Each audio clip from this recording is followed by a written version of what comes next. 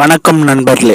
நம்ம கூர்மையின் வலிமை YouTube channel சார்பாக நம்ம இப்போ பார்த்துட்டு பொன்முடி அமைச்சர் அவர்கள் மரக்காணத்தில் இன்றைக்கி நரிக்குறவர் அவர்களை பார்க்க சென்றிருந்தார்.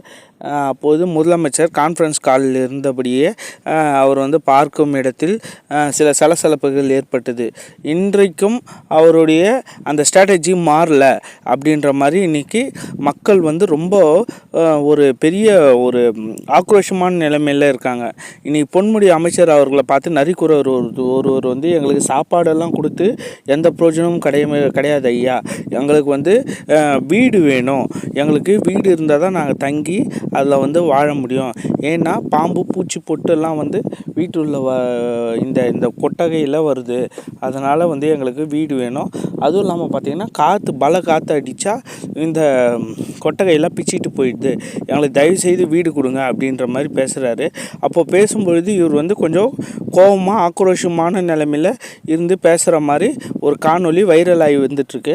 இது எந்த அளவுக்கு அவருடைய ஸ்ட்ராட்டஜியை அவர் மாற்ற போகிறாரு, அதுவும் இல்லாமல் இது ஒரு பெரிய அதிருப்தி ஏற்படுத்துதா, திராவிட முன்னேற்ற கழகத்தின் மேல் ஒரு பெரிய அதிருப்தி ஏற்படுத்துதா அப்படின்ற நிலைமையை நம்ம பார்க்குறோம்.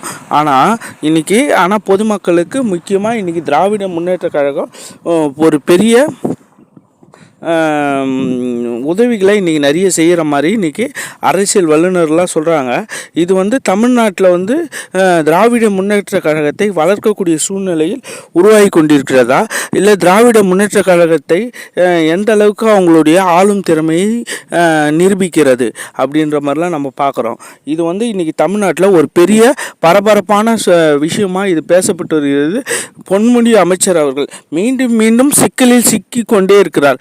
இதனால் இன்னைக்கு திராவிட முன்னேற்ற கழகம் எந்த அளவுக்கு அவர்களுடைய பேர் சரிவடைகிறது அப்படின்ற மாதிரிலாம் ஒரு பெரிய ஸ்ட்ராட்டஜியாக இன்றைக்கி பார்த்துட்ருக்கோம்.